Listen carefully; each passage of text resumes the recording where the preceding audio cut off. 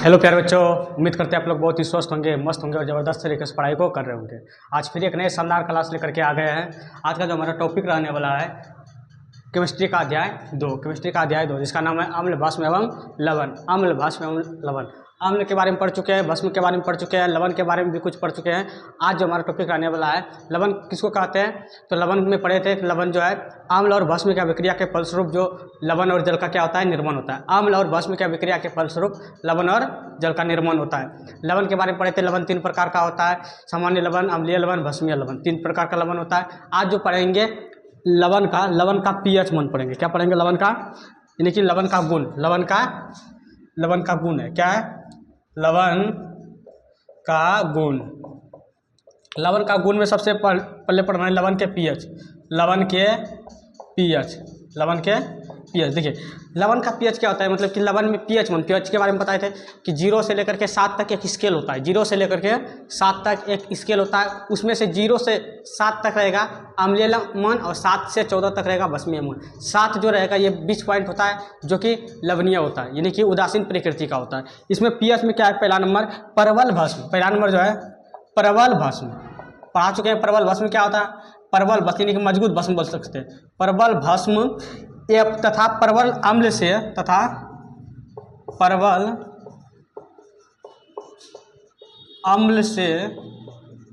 परवल अम्ल से बने लवण का जलीय विलयन। बने लवण का जलीय विलयन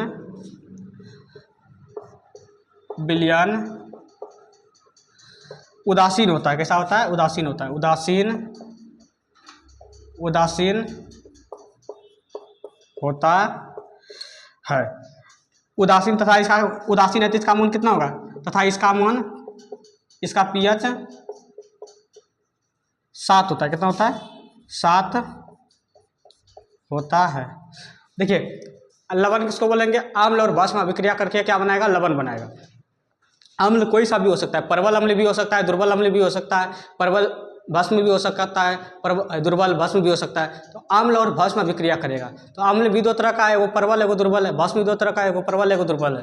तो दोनों कोई भी अभिक्रिया कर सकता है। तो जब परवल अम्ल और परवल भस्म और परवल अम्ल अभिक्रिया करेगा, ध्यान में रखिएगा, तो बनेगा क्या? लवण। क्या बनेगा? लवण। और ये जो होगा उदासीन प्रकृति का होगा। कैसा होगा? उदासीन प्रकृति का। परवल भस्म तथा परवल लवण जो है अभिक्रिया करके कैसा बनाता है? उदासीन प्रकृति का। कैसा बनाता है? उदासीन प्रकृति का। तो जलीय विलयन कैसा होगा? उदासीन। परवल अम्ल और परवल भस्म दोनों परवल है, ठीक है। जब दोनों परवल होगा तो कैसा होगा? उदासीन हो जाएगा। देखिए ऐसे भी देखिए कि अगर मान के चलिए दो मजबूत आदमी है, दो मजबूत आदमी है, दोनों में लड़ाई करवाएंगे तो लड़ाई करने पर क्या होगा? दोनों में से कोई चीज़ सामने नहीं, हार जीत का कोई सवाल ही नहीं पैदा होता है, क्योंकि दोनों बराबर है। दोनों क्या है? बराबर। जब दोनों बराबर रहेगा तो दोनों क्या होगा? उदासीन हो जाएगा। ना इसकी जीत होगी ना इसकी हार होगी। हार जीत का कोई सवाल नहीं, क्योंकि दोनों क्या है? दोनों के पास शक्ति बराबर है। तो परवल, दोनों परवल है, क्या है? दोनों परवल। तो दोनों परवल जब है तो परवल दोनों है, तो इसीलिए क्या होगा? दोनों क्या हो जाएगा? उदासीन हो जाएगा, कोई मान नहीं निकलेगा। पीएच मान कितना हो जाएगा? 7।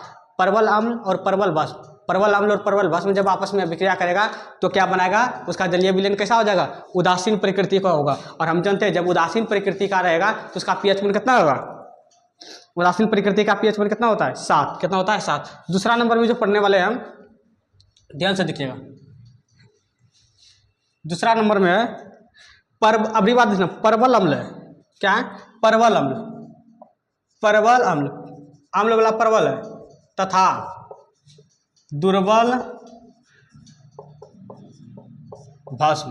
दुर्बल परवल अम्ल तथा दुर्बल भस्म, परवल अम्ल तथा दुर्बल भस्म से बने लवणों का जलीय विलयन कैसा होगा? से बने लवणों का जलीय विलयन, लवणों से बने जलीय विलयन कैसा होगा बताइए? अम्लीय होता है। कैसा होता है? अम्लीय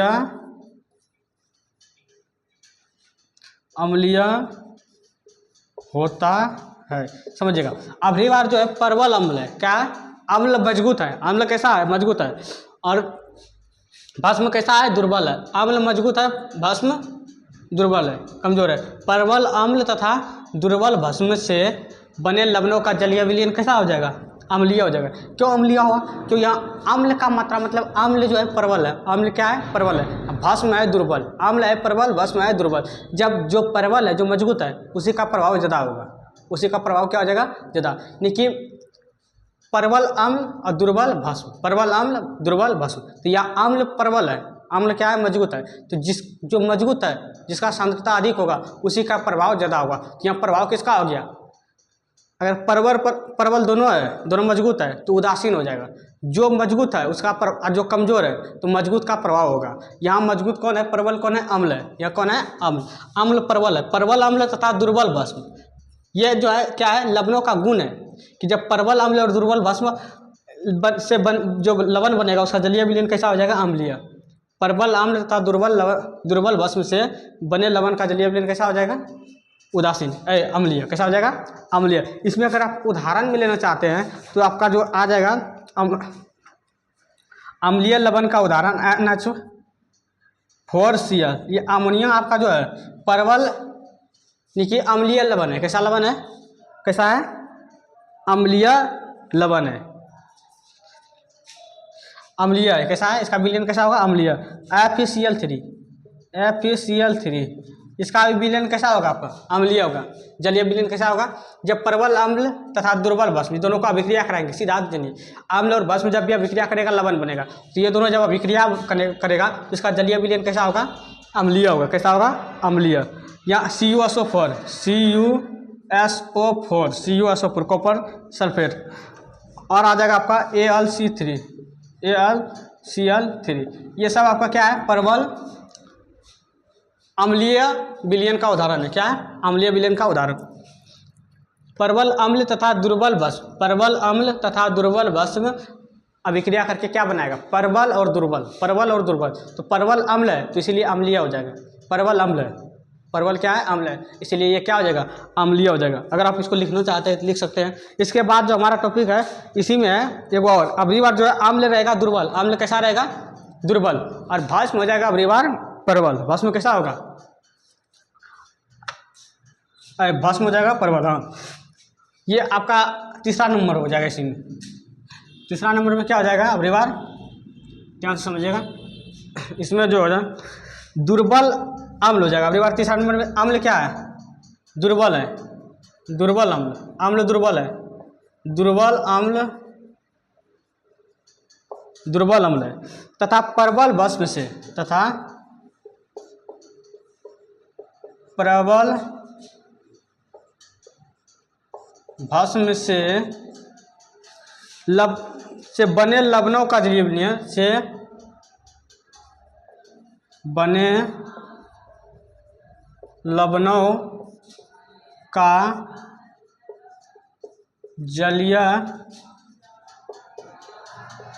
का जलीय विलयन कैसा हो जाएगा? बने लवणों का जलीय विलयन क्षारीय होता है। कैसा होता है?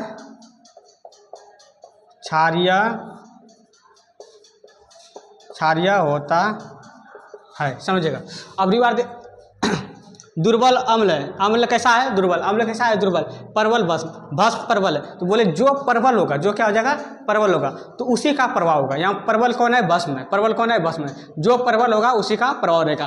तो यहाँ अम्ल हो गया दुर्बल, भस्म कैसा हो गया? प्रबल। अम्ल दुर्बल और भस्म प्रबल। तो जो प्रबल है, तो प्रबल यहाँ भस्म है, तो इसका विलयन कैसा हो जाएगा? क्षारीय हो जाएगा। कैसा हो जाएगा? क्षारीय। और क्षारीय है तो आपको पता होगा, क्षारीय अगर विलयन क्षारीय है तो इसका pH कितना होगा?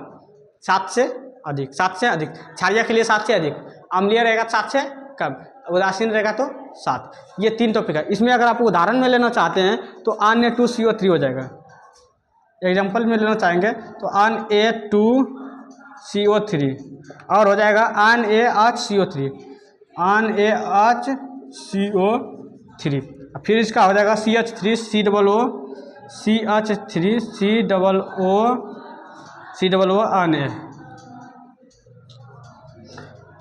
NaCN। इसमें से आप एक उदाहरण याद रख सकते हैं, कोई दिक्कत नहीं है, ये सिर्फ लिखाने के लिए हो गया। तो यहाँ पर दुर्बल अम्ल है। अम्ल कैसा है? दुर्बल। अब प्रबल कौन है? भस्म। भस्म कैसा है? प्रबल। दुर्बल अम्ल तथा प्रबल भस्म, अम्ल रहेगा दुर्बल और भस्म रहेगा कैसा, प्रबल। तो दुर्बल अम्ल और प्रबल भस्म से बने लवण कैसा होगा, जलीय विलयन क्षारीय होता है। कैसा होता है, क्षारीय होता है। तो यहाँ क्षारीय क्यों हुआ, क्योंकि भस्म जो है प्रबल है, भस्म क्या है, प्रबल है, और अम्ल कैसा है, दुर्बल है। भस्म प्रबल है, अम्ल दुर्बल है। तो जो प्रबल हुआ तो उसी का प्रभाव ज़्यादा होगा, जो प्रबल है उसी का प्रभाव क्या होगा, ज़्यादा होगा। या प्रबल कौन है, कौन है, भस्म। तो भस्म प्रबल तो भस्म का प्रभाव ज़्यादा, अम्ल दुर्बल तो अम्ल का प्रभाव कम। अगर अम्ल प्रबल रहेगा और भस्म दुर्बल रहेगा तो अम्लीय विलयन हो जाएगा, यानी कि जो प्रबल उसी के नाम से विलयन बन जाएगा। अम्ल अगर प्रबल है तो अम्लीय विलयन, भस्म प्रबल है तो भस्मीय विलयन, यानी भस्मीय विलयन को क्षारीय बोलते हैं। और अगर दोनों प्रबल है तो उदासीन, दोनों प्रबल है तो उदासीन। तीनों को टॉपिक है, अम्ल प्रबल अम्लीय विलयन, भस्म प्रबल क्षारीय विलयन, दोनों प्रबल उदासीन, कोई रिजल्ट नहीं। समझ में आया। इसको आप लिखना चाहते हैं तो लिख सकते हैं। उसके बाद आपका जो है लास्ट में ये CN है, NaCN, ये आपका है NaCN, NaCN। अब जो है हम जानेंगे कुछ उपयोगी लवण के बारे में, जिसका हम उपयोग करते हैं। क्या करते हैं, उपयोग करते हैं। कुछ उपयोगी लवण के बारे में जानेंगे, जिसका हम क्या करते हैं, उपयोग करते हैं। ध्यान से समझिएगा, ये लवण का गुण था। आप जानेंगे कुछ उपयोगी लवण के बारे में। कुछ उपयोगी लवण क्या क्या है, कौन कौन सा है जो जिसका हम उपयोग होता है हमारे जीवन में। सबसे पहले तो लोग नमक यूज करते हैं। क्या करते हैं, नमक यूज करते हैं, वो उपयोगी लवण है। कुछ उपयोगी नमक भी हमारा क्या है, लवण है। क्या है, कुछ उपयोगी लवण, कुछ उपयोगी लवण। इसमें पहला है सोडियम क्लोराइड। पहला नंबर में क्या है, सोडियम क्लोराइड, सोडियम क्लोराइड। इसको साधारण नमक कहते हैं। इसको क्या कहते हैं, साधारण नमक। इसका जो रहता है सूत्र होता है NaCl, सोडियम क्लोराइड। क्या है, NaCl। इसको क्या बोलते हैं, साधारण नमक। आखिर ये नमक बनता कैसे है, किसको किसको अभिक्रिया कराएंगे जो कि ये साधारण नमक बनेगा, जिसको हम लोग यूज करते हैं दैनिक जीवन में, जिसको खाते हैं। जो नमक हम खा रहे हैं, ये नमक बनता कैसे है, ये कि सोडियम क्लोराइड जो है नमक, साधारण नमक, इसका नाम क्या है, साधारण नमक। ये कैसे बनता है, तो देखिएगा इसमें क्या करेंगे, सोडियम हाइड्रोक्साइड, सोडियम हाइड्रोक्साइड पहले लिख लेते, उसके बाद समझेंगे। सोडियम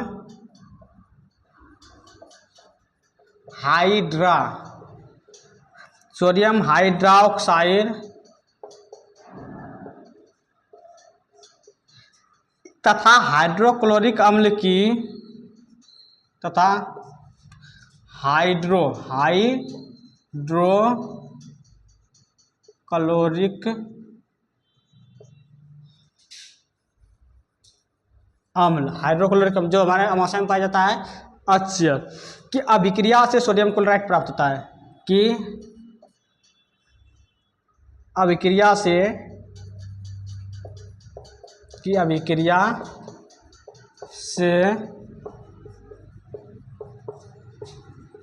सोडियम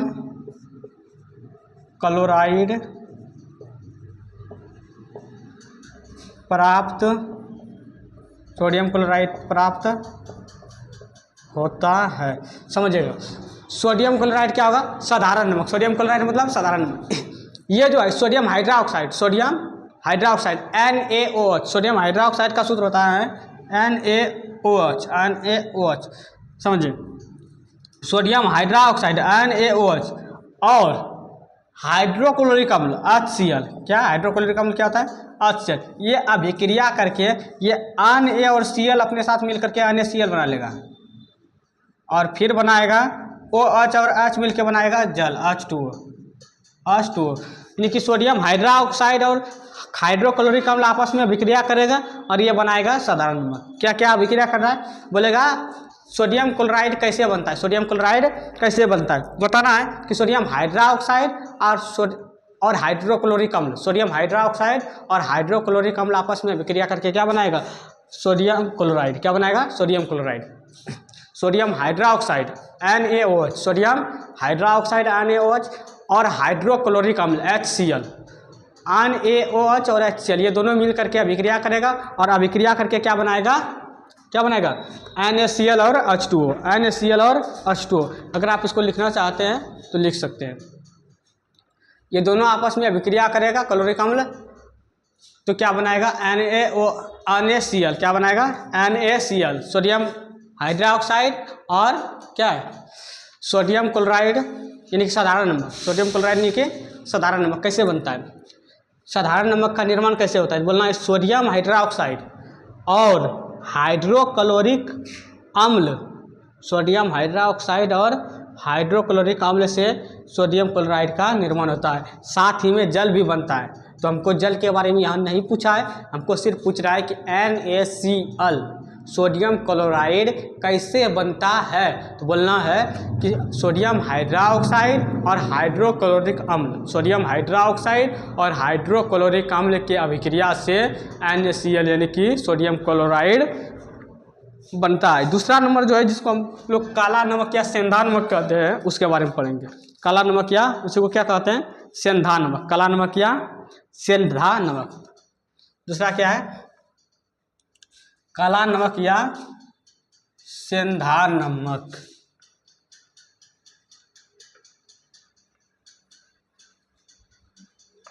यह अभिक्रिया भी आपको लिख लेना है, ठीक है। दूसरा नंबर नेक्स्ट टॉपिक हमारा है, इस स्टार देके लिखना है सेंधा एवं काला नमक। क्या है सेंधा एवं काला नमक, क्या है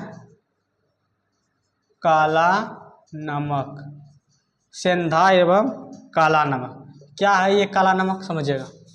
आखिर ये सेंधा नमक जो आप लोग खाते होंगे कैसा होता है, उसका रंग कैसा रंग होता है, वो शुद्धि के रंग उसका कैसा होता है भूरा होता है। कैसा होता है भूरा। काला नमक या सेंधा नमक, काला नमक या सेंधा नमक, ये जो मिलता है ना काला या सेंधा नमक जो है जमीन को खोद के निकाला जाता है। काला या सेंधा नमक या पहले लिख लेते हैं काला सेंधा नमक, काला सेंधा नमक जमीन खोदकर खदानों से प्राप्त किया जाता है। नमक जमीन खोदकर खदानों से, जमीन खोदकर खदानों से प्राप्त किया जाता है। जमीन खोदकर खदानों से प्राप्त किया जाता है। इस नमक में वो शुद्धि के रूप में, इस नमक में जो है वो शुद्धि के रूप में क्या रहता है समझिएगा। इस नमक में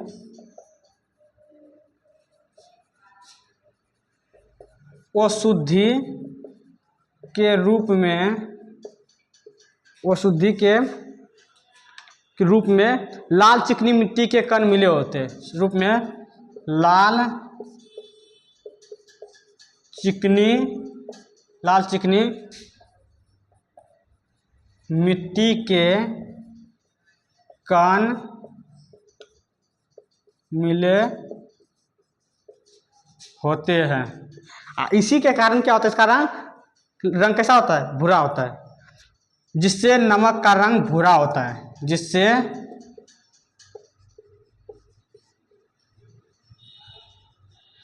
नमक का रंग भूरा